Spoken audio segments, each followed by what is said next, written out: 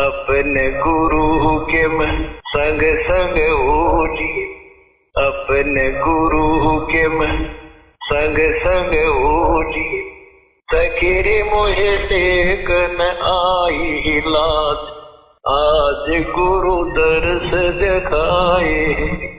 अपने गुरु के मैं संग संग होली।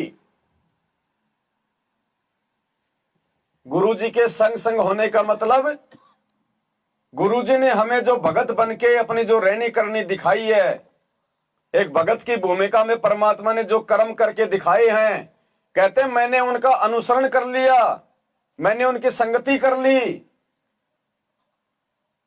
अपने गुरु के में संग संग होली, उनके साथ में होली। अब साथ में कौन होगा? जिनके विचार एक समान होंगे। इष्ट मिले और मन मिले, मिले सकल सब रीत, कहे कबीर ता जाइए रह संतन की। तो एक भगत वाले लक्षणों को, गुणों को अपने ऊपर धारण करके कह रहे हैं मैं अपने गुरु जी के साथ हो लिया। अब चाहे शीश कटे, चाहे जग रूठे, चाहे ये घर छूटे, मुझे तो मोक्ष प्राप्त करना है, अपने गुरुदेव जी को प्रसन्न करना है। और गुरुदेव जी के साथ साथ चलने में, उनकी संगति करने में, उनके वचनों पे चलने में हमें जो संघर्ष करना पड़ता है या पड़ेगा, परमात्मा कहते हैं उसमें भी तुम्हारा तप बनता है। तप, उसमें भी भक्ति बनती है। इस भक्ति मार्ग में भी परमात्मा ने बताया कि इसमें भी है तप, लेकिन इसमें वो तप नहीं है जो कुएं में उल्टा लटक जाए, ऊपर को पैर नीचे को सिर कर ले, पेट का पानी हिला दे, कहीं जंगल में जाके घोर तपस्या कर ले, धूना लगा ले। परमात्मा ने कहा कि वो तप नहीं। इस सत भक्ति मार्ग में तप बताया कि अपने गुरु जी के साथ साथ चलने में, उनके वचनों को निभाने में, उनके नियम और मर्यादाओं को निभाने में जो तुम्हें कष्ट आएंगे, किसी के पति की तरफ से, किसी की पत्नी की तरफ से, किसी के माता पिता की तरफ से, किसी के बेटा बेटी की तरफ से, तो किसी को समाज की तरफ से, कहते तुम जो संघर्ष करोगे उसमें भी तुम्हारा तप बनेगा, भक्ति बनेगी तुम्हारी। सतगुरु रामपाल जी। ताते सतगुरु शरणा लीजय, कपट भाव सब दूर करी जय। योग यज्ञ तप तान करावे, गुरु विमुख फल कबू न पावे। फिर वही जाकर खड़ा करते हैं परमात्मा के गुरु के बिना कोई भी आप पुण्य करोगे, योग यज्ञ तप दान करा। यहां तप से तात्पर्य हठ योग से नहीं है। गीता जी अध्याय नंबर 17 के श्लोक 25 से 27 में कहा है कि जो तप जो है, जैसे गुरु की वचन पालन करने में जो तप, दान धर्म करने में जो तप, तप माने जो, जैसे आप गुरु वचन पर का पालन करते हो, भाई ये साधना नहीं करनी, ये नहीं करनी, या पूजा नहीं करनी, ऐसे नहीं करना, तो उसमें जो भी बाधाएं आपके सामने आती हैं उनका संघर्ष करके उनको निमटना, उनसे वो संघर्ष, वो तप, यहाँ उस तप की तरफ संकेत है, ना कि अन्य तप की तरफ। परमेश्वर ने बताया अपने गुरु के मैं संग संग होली, सखी मोहे देख न आई लाज। अर्थात हमने इस प्रकार से संघर्ष करते हुए, और एक भगत किसी दूसरे को समझा रहा है, अपने साथी को, कि देख अपने गुरु जी के वचनों पे चलते हुए मैं जो समाज से मैं जो संघर्ष कर रही हूं, जगत से संघर्ष कर रही हूं, अपने परिवार से संघर्ष कर रही हूं, देख मुझे तो बिल्कुल भी लाज नहीं आ रही, मुझे तो कोई शर्म नहीं आती, मुझे तो भगवान पहचान में आ गया। अब मुझे कोई लोक लाज नहीं है मुझे किसी की, मैं किसी से नहीं डरती, चाहे कोई मुझे गुंडी कहे, चाहे मुझे कोई भूंडी कहे, मेरी सूरत राम में। तो मीरा बाई का उदाहरण दिया परमात्मा ने कि आपको मीरा की तरह बनना पड़ेगा। मीरा अगर समाज की लोक लाज से, अपने परिवार के दबाव से अगर भक्ति छोड़ देती तो परमात्मा कहते हैं आज वो कहीं कुतिया बनी फिरती।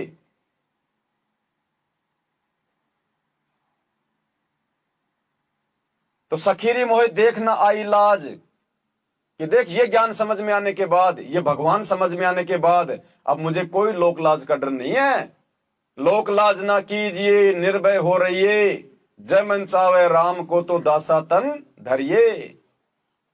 और परमात्मा कहते हैं कुल करनी के कारण हंसा गया बिगोए, जब यो कुल के कर लेगा जब तू चार पाया का गधा होए। जब जानवर बन जाएंगे तब ये लोकलाज कहां जाएगी। कुत्ता कुत्ती बन के नंगे घूमेंगे मार्केट में, तब वो शर्म कहां जाएगी। जो आज गुरुजी के सत्संग सुनने में, उनकी आज्ञा का पालन करने में आज तो शर्म आती है। गहने उतार दूंगी तो मेरी सासू क्या कहेगी, आड़ोसी पाड़ोसन मुझे क्या कहेंगी, हे तेरा पति के मर गया, तू ऐसे कैसे विधवा की तरह रह रही है,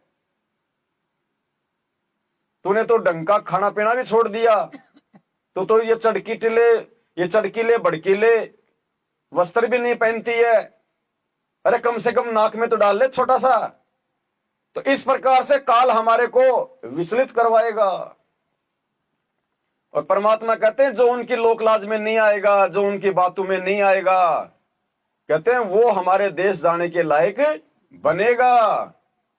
हमारी बोली वो लहे जो देसी मारा। तो सखीरी मोहे देख न आई लाज, कि देख मुझे तब कोई शर्मा शर्मी नहीं है किसी की। रिश्तेदार क्या कहेंगे, बाढ़ में जाओ रिश्तेदार, समाज वाले मुझे क्या कहेंगे, मेरी सासू क्या कहेगी, मेरी ननद क्या कहेगी, ये तो क्या दो तीर देने के भी लायक नहीं है, कहती रहेगी। हमने तो गुरु वचन की पालना करनी है, हमने बाहर नहीं चढ़ाना। अब आजा तेरी इज्जत करेंगे, बढ़िया खिलाएंगे पिलाएंगे, लेकिन देंगे कुछ नहीं भाई।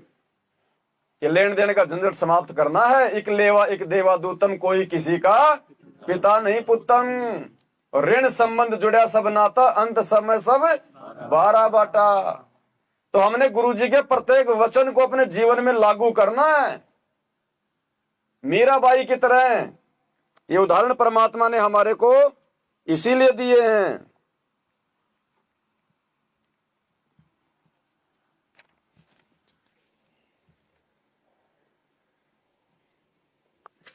मीराबाई ने बोली चाहे मेरा सिर कट जा पर मैं सत्संग में जानता नहीं मना रह सकती।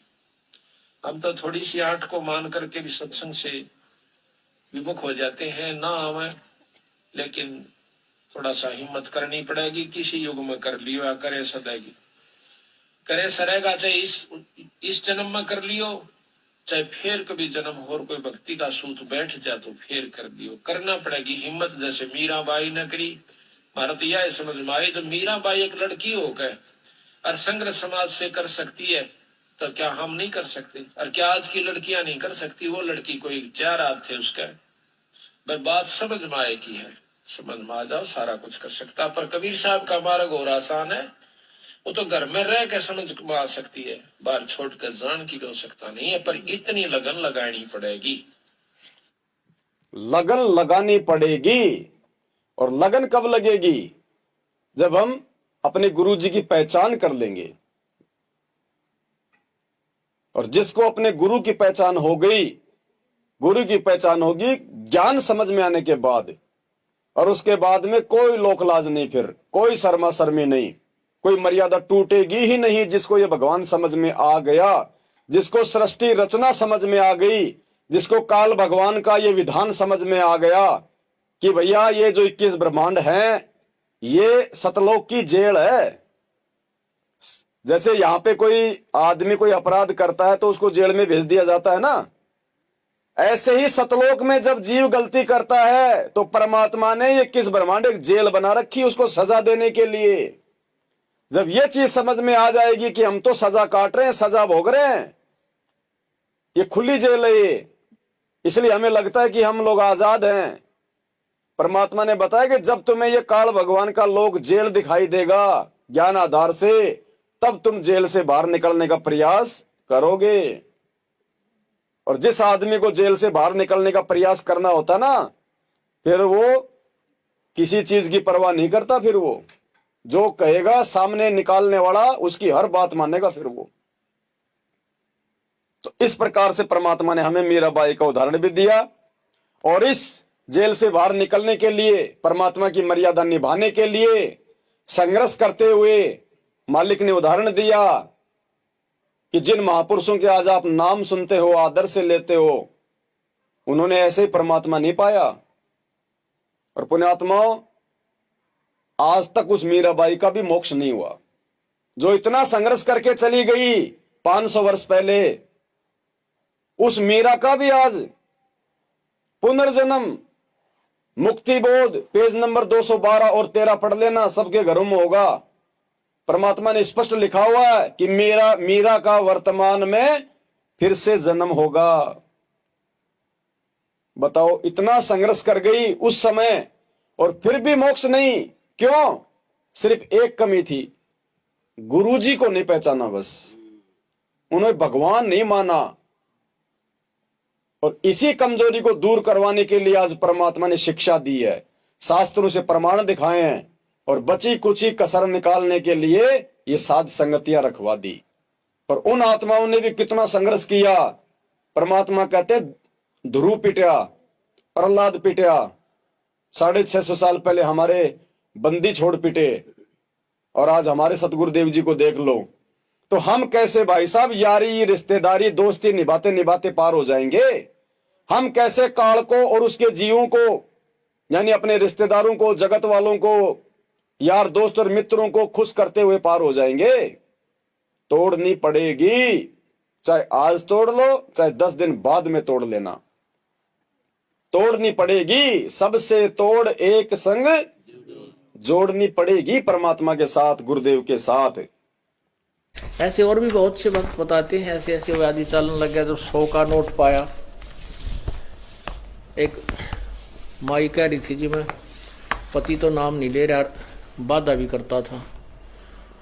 समागम आ गया, करौथे आश्रम में जब हम सत्संग करते थे, तो मैंने अपने पति से कहा कि मैं सत्संग में जाऊंगी, मैंने 100 रुपये दे दे।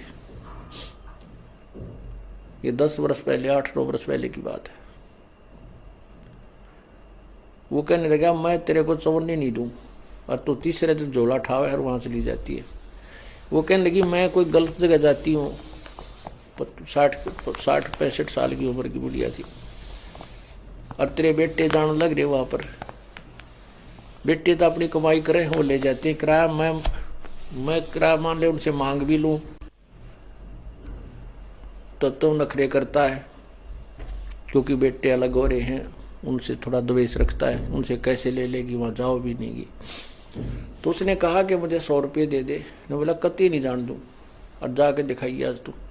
तो नहीं, मैं पैसा किराया दूं नहीं, तू जागी कैसे? तो वो कहने लगा, मेरे द्वारा पैसा को ना।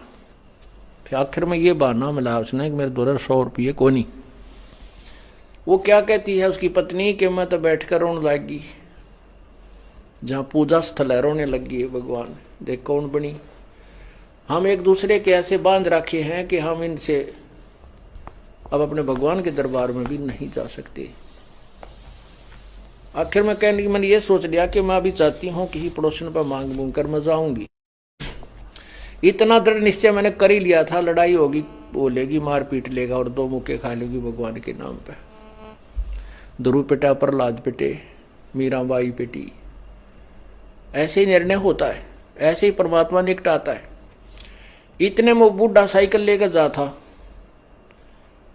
गांव से निकला, सड़क थी अच्छी, तो दिल्ली के, ये पंजाब खोड़ की बात है, और वहां वो गया होगा सड़क के ऊपर आधा किलोमीटर। एक 100 का नोट ऐसे हवा में उड़ा, अगले साइकिल के अगले पहियों की ताड़ियां में आके चिपक गया, और उसने रोका तुरंत साइकिल।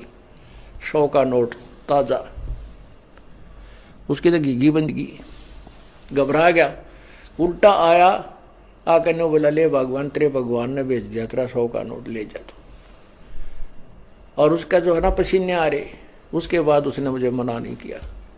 तो यहां परमात्मा कहते हैं, पति भरता पग जमी पर जो जो धर है पाव, समर्थ झाड़ू देते है ना काटा लग जावे। पति भरता भूखी रहे, यानी पति भरता को यानी सच्ची उस अनन्य मन से पूजा कर रही भक्त आत्मा को कोई अभाव होता है, किसी चीज की आवश्यकता होती है और वो वास्तव में उसकी आवश्यकता है, तो कहते हैं पति भरता भूखी रहे वहां समर्थ घर सोच। ऐसे पति की स्त्री के, ऐसे पति की स्त्री के काल कर्म हो मोक्ष मोच।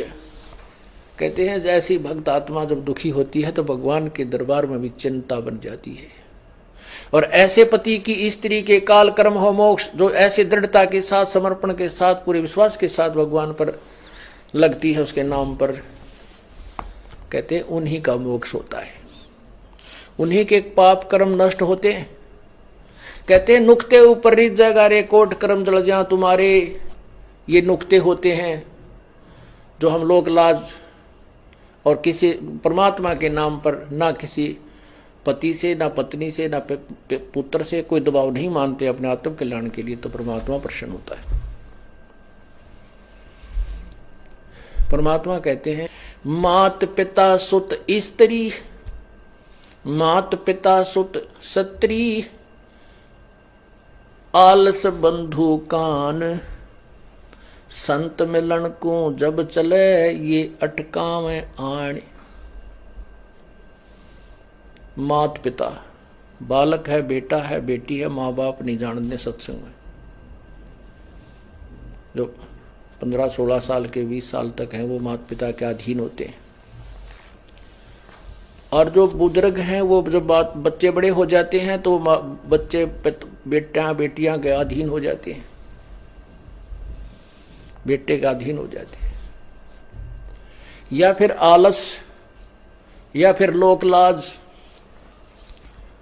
जैसे आप यहाँ सत्संग में आते हैं, कोई ना कोई जरूर टकरा देगा, कहाँ चले, बेरा है सत्संग में जान दोगे, थारा तो पाँव लिकट रहा है, तीसरे दिन वहां बैठे रहते हो। तो इस तरह के श्लोक सुना देते हो। और आप जो ज्ञान में कमजोर है, इन बातों से दबाव मानने लग जाता है और फिर वो आना भी कम कर देता है, उसको ज्ञान नहीं है। इसके लिए परमात्मा कहते हैं कि मात पिता सुत स्त्री और आलस बंधु कांड। बंधु कांड माने लोक लाज, अपने मित्रों के वो कहे हुए व्यंग्यात्मक बातों से झिझक जाना। कहते हैं सतगुरु मिलन को जब चला ये अटकावे आण, ये आके आंट लावेंगे। किधर बेटा क्या माँ बाप या स्त्री ऐसी निकम्मी हो जाए कदी बेबे, बस जी का झाड़ बन जाती इस भगत के, या फिर लोक लाज, या खुद आलस कर जा, फिर देखोगे, फिर अगले बार देखेंगे, सर्दी ज्यादा है, गर्मी घनी है। इनका अटकाया ना अटके जो सतगुरु दर्श को जाए, कहे कबीर सो संत है भाई आवागमन निसावे। कहते नुक्ते ऊपर रित जगह। ऐसे हम थोड़ी बहुत भगवान के लिए पापिटिया करेंगे, संघर्ष करेंगे तो हमारे निकट आएगा। और केवल बात बनाते हैं परमात्मा या कोई भी क्रिया पूरी नहीं हो सकती। जैसे अब यहाँ कौन आएंगे, वो आएंगे जो पूर्ण रूप से परिचित हो चुके हैं इस ज्ञान से। सतगुरु रामपाल जी भगवान की।